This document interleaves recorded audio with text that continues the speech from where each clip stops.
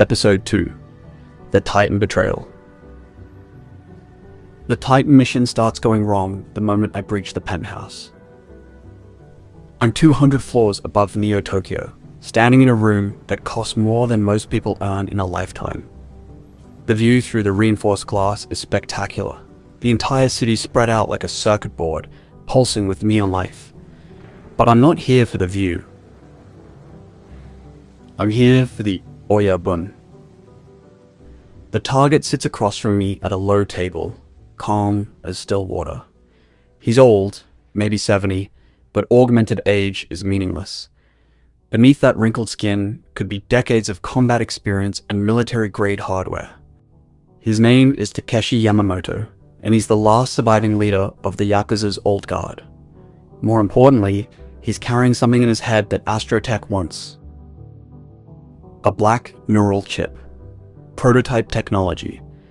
Illegal, dangerous, and worth more than a small nation's GDP. The briefing was clear. Extract the chip, terminate the target, sanitize the location. Standard Titan-level contract, the kind they only give to operators like me, 10 million credits, retirement money. Except the Audiobook is smiling, and that's never a good sign. Koban, he says, his voice like gravel and smoke. AstroTech's finest. I've been expecting you. I don't waste time on conversations. My weapon is already up, targeting reticule painting his forehead. The chip. Where is it? In my head, of course.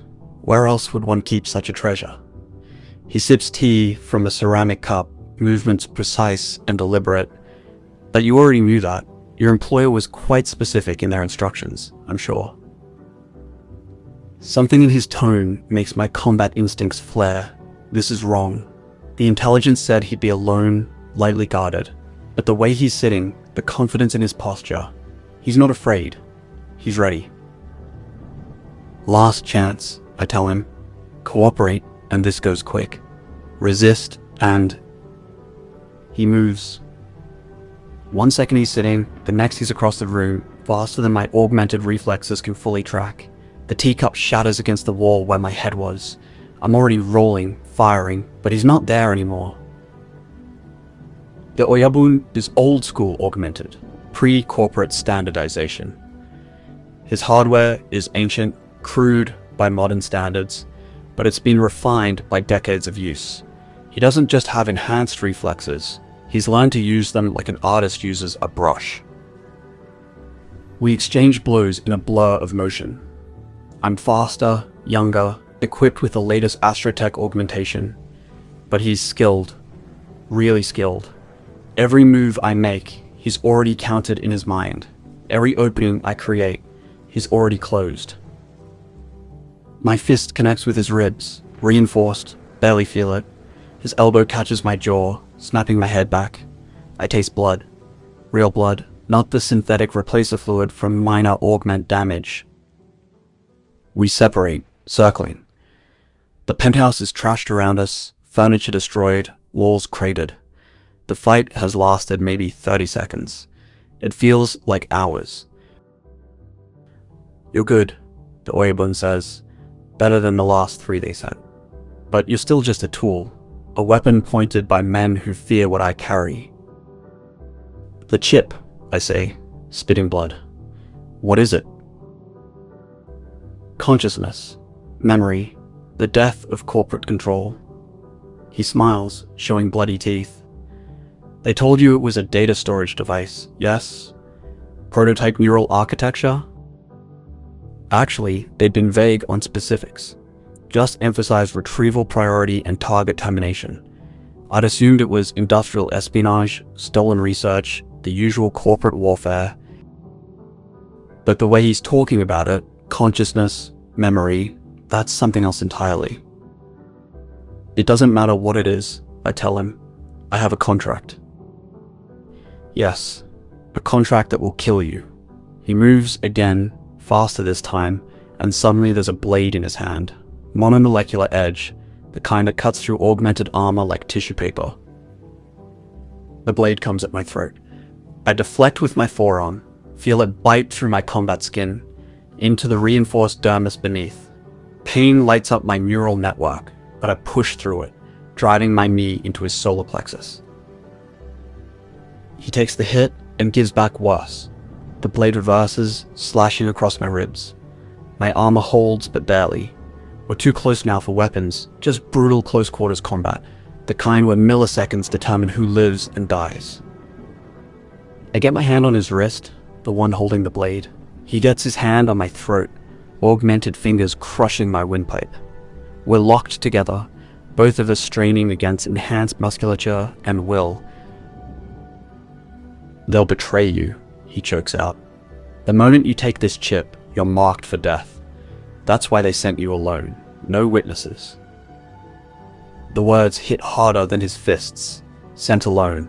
Usually Titan missions are team operations. Multiple operators for maximum redundancy. But this one was just me. Solo infiltration, solo extraction, solo termination. No witnesses. My vision is starting to tunnel from lack of oxygen. I have maybe 10 seconds before I black out. I do the only thing I can. I release his wrist and drive my thumb into his eye socket, augmented strength crushing through to the neural hardware beneath. He screams and releases my throat. I drop back, gasping, and put 3 rounds through his chest. Center mass, professional grouping. He goes down hard. I stand over him, breathing ragged, ribs screaming. The fight took everything I had. Against an inferior opponent, I'd have ended it in seconds. Against the Oyabun, I barely survived. He's still alive, augments keeping him conscious despite catastrophic damage. Blood pools beneath him, too much blood. He has minutes at most. "The chip," I say. "How do I extract it?" He laughs, wet and broken. "You don't. It's integrated, fused to my neural architecture. The only way to get it is to take it while I still live, let it transfer to a new host." Transfer how? Physical contact. Skin to neural port. It will migrate, seeking viable hardware. He coughs blood. "And then you'll understand. You'll know why they want you dead." This is wrong. The entire briefing was wrong. They told me surgical extraction, post-mortem retrieval, nothing about live transfer, nothing about integration. But my orders are clear: retrieve the chip, by any means necessary. I kneel beside the dying Oyabun and open my neural port, the socket at the base of my skull where technicians install updates and patches. I've never used it for anything but authorized AstroTech hardware. "Last mistake," the Oyabun whispers. "But you'll die knowing the truth. That's more than most of them get." I press my palm against his neural port. For a moment, nothing happens. Then the chip moves. I feel like ice water in my veins, something foreign and hungry sliding through the connection, burrowing into my hardware. My augments scream warnings, trying to reject the intrusion, but it's too fast, too aggressive. It wraps around my neural architecture like a parasite, digging deep, making itself at home. And then I feel it. Not the chip, the memories, his memories. A lifetime of experience floods through me in seconds. I see corporate purges, Yakuza wars, the old world dying to make room for the new. I see the chip's creation, not by corporations, but by rebels, anarchists, people who wanted to preserve consciousness outside corporate control. I see the truth. The chip isn't just data storage, it's a consciousness archive. Every person who's carried it has left their mark, their memories, their skills. It's a living history of resistance against corporate control, passed from host to host, accumulating knowledge and capability. And AstroTech wants it destroyed, not retrieved, destroyed, along with anyone who's touched it. The Oyabun's eyes are dimming. "Now you understand," he breathes. "You're one of us now, the carrier, the keeper, and they will hunt you until..." His vitals flatline, The transfer is complete.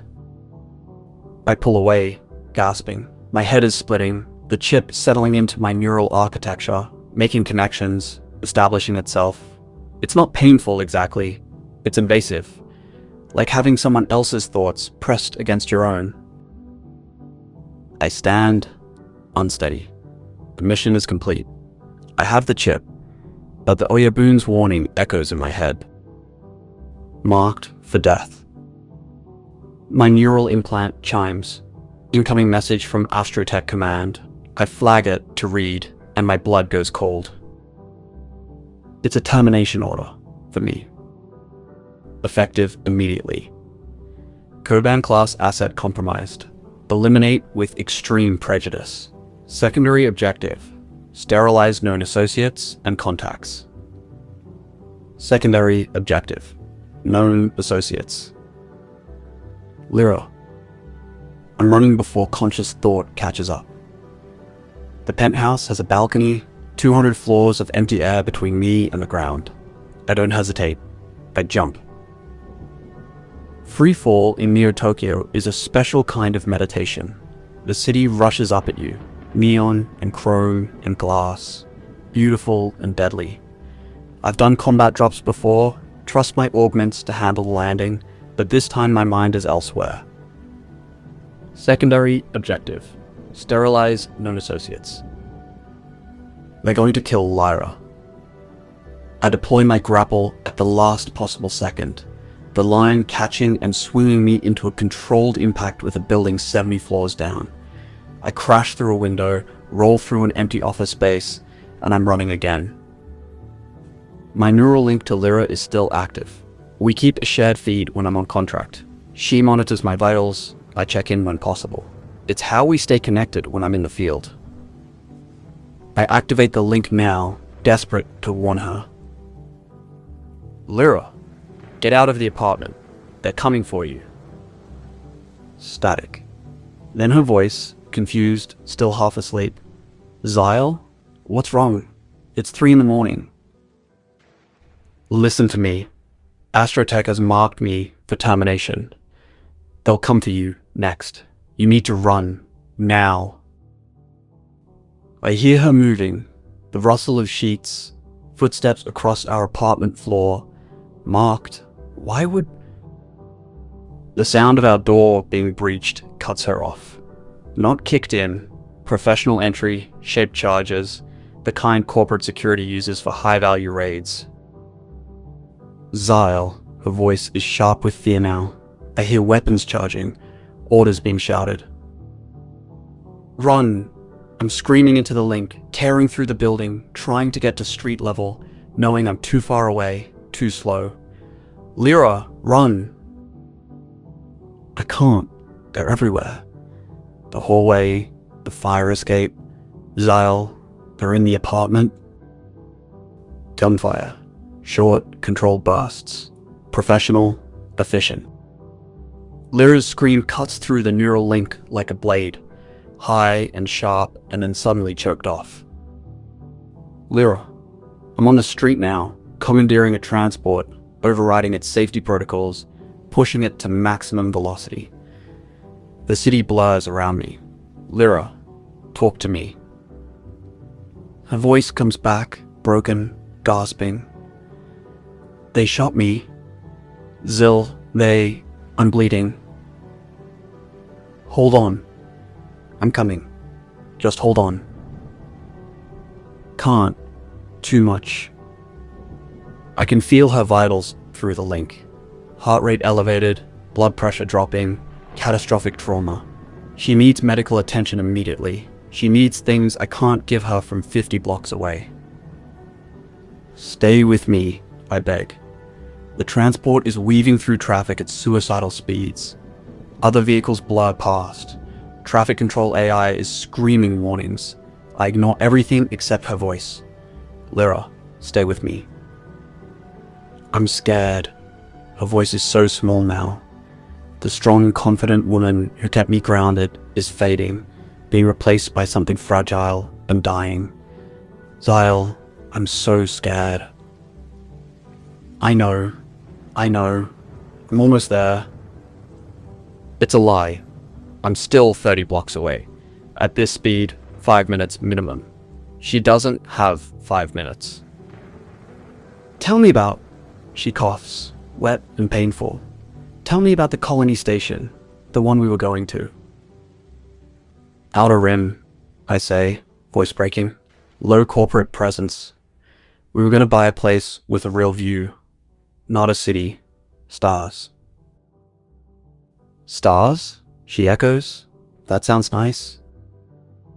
20 blocks away, her heart rate is erratic now, struggling. You were going to grow real plants, I continue, desperate to keep her conscious, keep her talking. Said you wanted a garden, something living. Jasmine, she breathes. I was going to grow jasmine. 15 blocks. Traffic is getting denser. I push the transport onto a pedestrian level, scattering people, not caring, just moving. Lira, hold on, please. It doesn't hurt anymore. Her voice is distant now, dreamy. That's good, right? If it doesn't hurt? 10 blocks. I can see our building in the distance, a tower of glass and steel like 1,000 others. Stay awake. Lira, you have to stay awake. I'm tired, Zyl. I know, but stay with me, just a little longer. 5 blocks. Her heart rate is dropping below sustainable levels. The medical readout in my visual overlay is painting her vitals in red. Critical. Terminal. Zyl? Her voice is barely a whisper now. I'm here. I'm right here. I love you. 3 blocks. I love you too, so much. 2 blocks. The stars sound nice. 1 block. Her vitals flatline. The neural link goes silent. I feel the exact moment she dies. Feel it like a piece of my own soul being torn away. The transport crashes into something, I don't know what, don't care. I'm stumbling through the wreckage, sprinting toward our building, taking the stairs because elevators are too slow. 140 floors. My augments pump chemical enhancers into my system. Let me push past human limitations. I take the stairs 6 at a time, a blur of motion and desperation. I know she's gone. The neural link doesn't lie. But maybe they're wrong. Maybe the readings are corrupted. Maybe she's still alive, still breathing, still waiting for me. Maybe. I hit our floor running. The door is open, hanging on broken hinges. The apartment beyond is a crime scene. Blood on the walls, furniture overturned, signs of a brief, brutal fight. She fought them. Of course she did. Lira wasn't a soldier, but she wasn't helpless either. She would have fought for every second. I find her in the bedroom. They put 6 rounds in her. Center mass, professional grouping, same way I was trained, same way I've killed hundreds of targets, clinical, efficient. No suffering, just rapid shutdown of vital systems. She's lying on her back, eyes open, staring at nothing. There's blood, so much blood, soaking into the sheets we shared just hours ago. I drop to my knees beside her. My hands hover over her body, wanting to touch her, hold her, but knowing it won't help, won't change anything. She's gone. I'm sorry, I whisper. Lira, I'm so sorry. My neural implant chimes. Another message. I ignore it. It chimes again, insistent. Threat warnings. Active hostile presence detected. The corporate security team is still in the building. They're coming back to confirm the kill, to find me. I should run, should disappear into the city while I still can, but I can't move, can't look away from Lira's empty eyes. The chip in my head stirs. I feel it clearly now, no longer just foreign hardware, but something active, aware. It's processing the grief, the rage, the overwhelming need for violence, and it's feeding on it. Hungry. The Audiobook's word comes back to me. The chip is hungry. And so am I. I stand. My weapon is in my hand. I don't remember drawing it. The security team is coming up the stairs, 4 floors below. I can hear them through the building structure. Boots on concrete, professional spacing. They killed Lira. They killed the only good thing in my life. I walk to the stairwell and wait. The first one through the door dies before he realizes I'm there. Headshot, suppressed, silent. The second one is faster, already raising his weapon, but I'm inside his guard, breaking his arm, taking his gun, putting 3 rounds through his partner. The rest of the team reacts with professional efficiency. They're corporate security, well-trained, well-equipped. Under normal circumstances, they'd be a significant threat. These aren't normal circumstances. I move through them like the Ripper they named me. The virus. The Viper. Every name I've earned, every reputation I've built, all of it focused into pure violence. They're wearing armor, carrying military-grade weapons, augmented to corporate standard. It doesn't matter. I know where armor is weakest. Know how to turn their own augments against them. Know how to kill efficiently, brutally, finally. The stairwell becomes an abattoir. When it's done, 6 bodies lie cooling in spreading pools of blood. I'm covered in it, my combat skin slick and dark. The chip pulses with satisfaction. It fed on the violence, grew stronger from it. I can feel it settling deeper into my neural architecture, making connections, establishing itself. This is what it wants, what it needs. Violence and death and the thrill of the hunt. And God help me, I want it too. My neural implant is screaming warnings now, more security teams converging. AstroTech has labeled me a rogue asset. Every corporate enforcer in the city will be hunting me. I take one last look at our apartment, at Lira's body lying in the bedroom. I want to bury her, give her something dignified, but there's no time. They're coming. I run. The Undercity swallows me within minutes.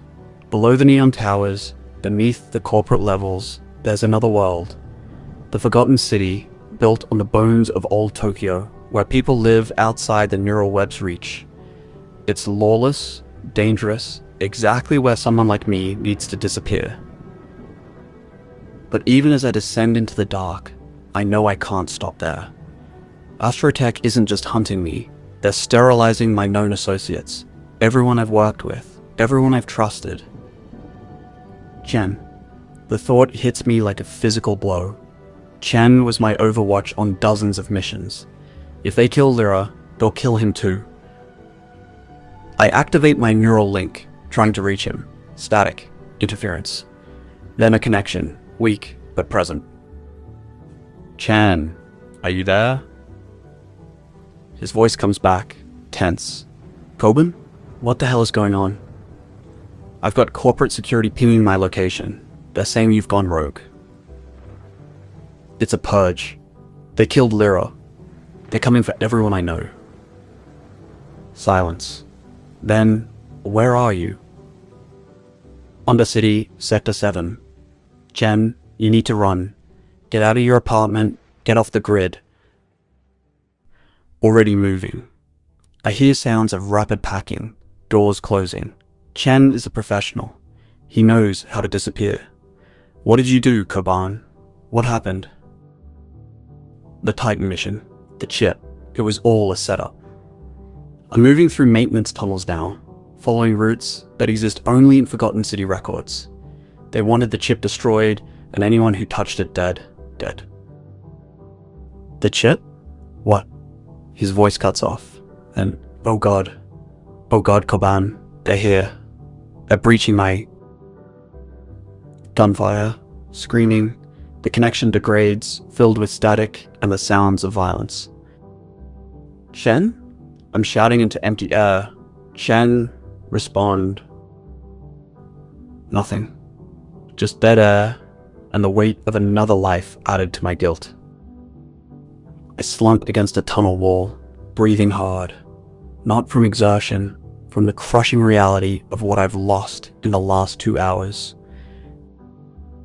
Lira is dead. Chen is probably dead. Everyone I've worked with, trusted, cared about, they're all targets now.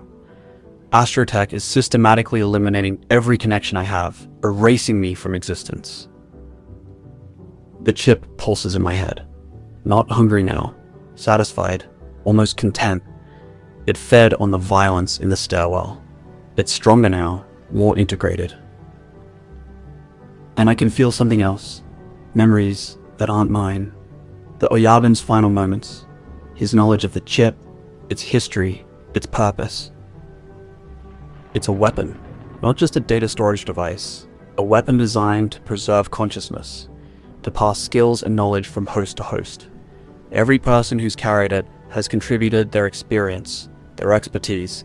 Generations of resistance fighters, soldiers, rebels, all of them living on in digital form. And now I'm carrying all of them. The chip wants me to survive, needs me to survive, because if I die, all those preserved consciousnesses die with me. But survival means more than just hiding. It means fighting back. It means making AstroTech pay for what they've done. I push myself up and keep moving.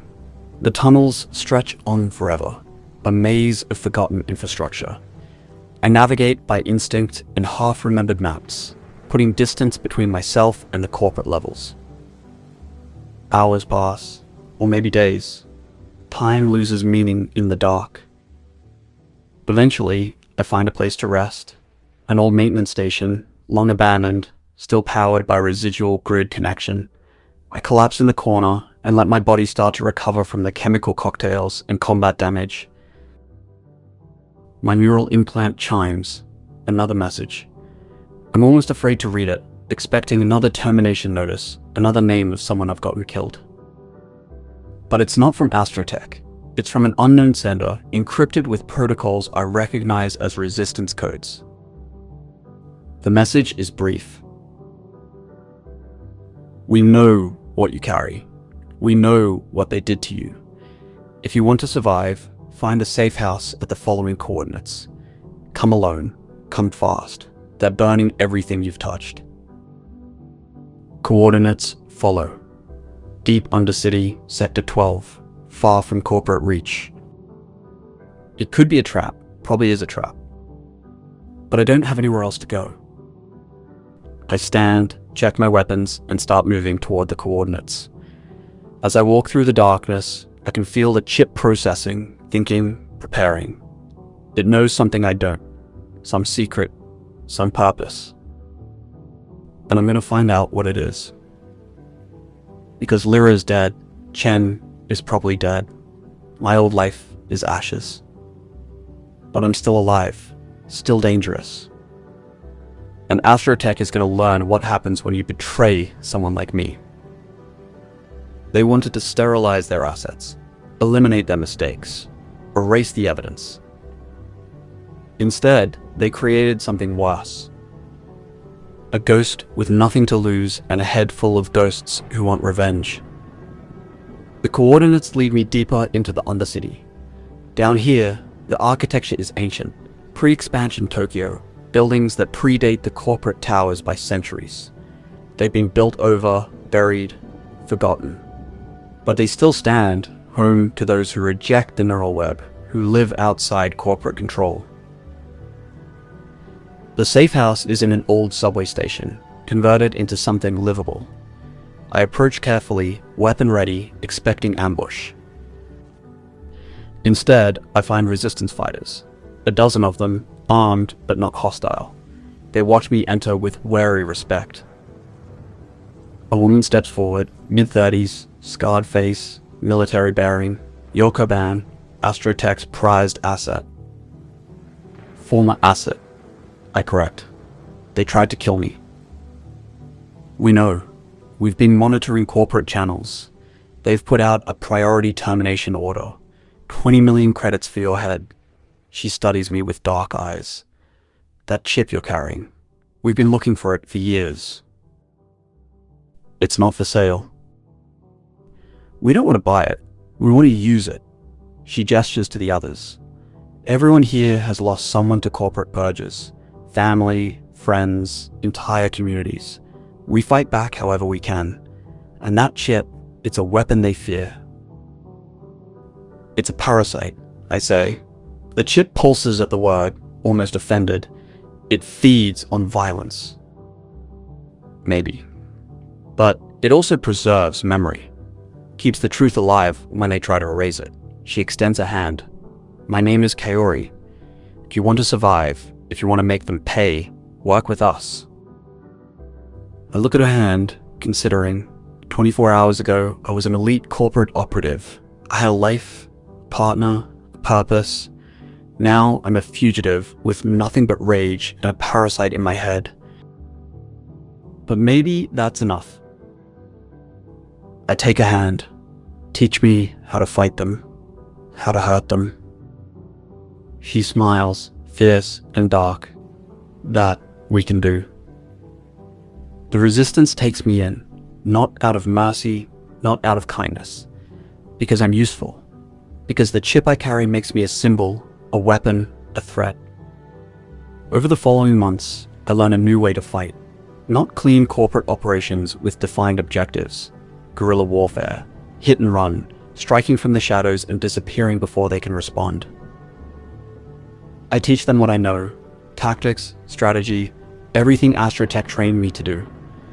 They teach me how to survive outside the system, how to live as a ghost. And the chip learns with me, grows stronger, more integrated. Sometimes I can feel the Oyabun's presence, his memories bleeding through. He's teaching me too, in his way. The old skills, the forgotten arts, how to be more than just corporate property. Chen's voice haunts me. I replay his last moments every night, trying to convince myself there was something I could have done, some way to save him. But I know the truth. The moment I accepted the Titan mission, everyone I cared about was marked for death. It's how AstroTech operates. Clean breaks, no loose ends. They made me a loose end. 3 months after the Titan mission, I lead my first resistance operation. A raid on an AstroTech data facility.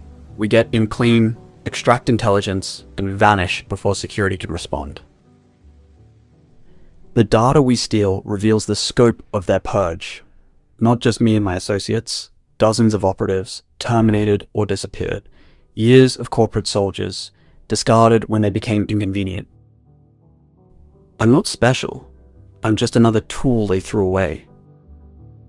But I'm the one who survived. 6 months in, I've become something else. Not Koban anymore, not the Ripper or the Viper. Just another resistance fighter trying to survive, trying to matter.